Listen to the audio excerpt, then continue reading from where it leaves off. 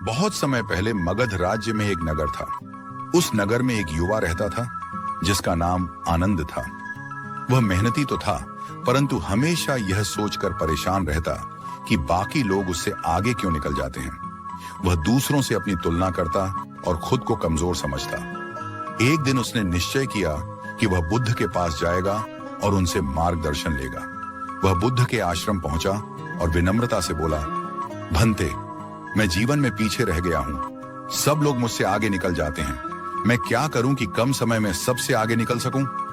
बुद्ध मुस्कुराए और बोले, आनंद, केवल शरीर की ताकत से नहीं, धन दौलत से नहीं, बल्कि अपनी बुद्धि का सही उपयोग करने वाला ही सबसे आगे निकलता है। यदि तुम 21 दिन तक मेरी बताई बातों का पालन करोगे तो तुम्हें स्वयं परिवर्तन महसूस होगा।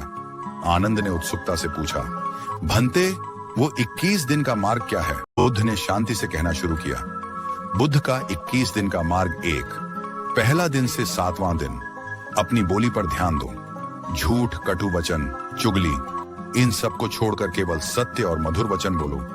बुद्धि वहीं जागृत होती है जहां वाणी शुद्ध हो। 2, 8वां दिन से 14वां दिन, अपने विचार पर ध्यान दो।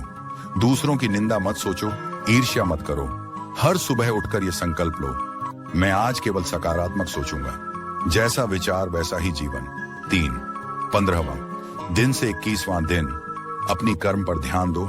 समय व्यर्थ मत गंवाओ, आलस्य मत करो। हर दिन कोई नया ज्ञान सीखो, भलाई का काम करो। बुद्धिमान वही है जो हर दिन कुछ नया सीखता है। बुद्ध ने कहा, यदि तुम 21 दिन तक इस साधना को ईमानदारी से कर लोगे तो तुम्हारी बुद्धि तेज हो जाएगी, मन निर्मल हो जाएगा और तुम सबसे आगे निकल जाओगे, क्योंकि असली जीत दूसरों पर नहीं बल्कि स्वयं पर होती है। आनंद ने पूरी श्रद्धा से यह नियम अपनाए।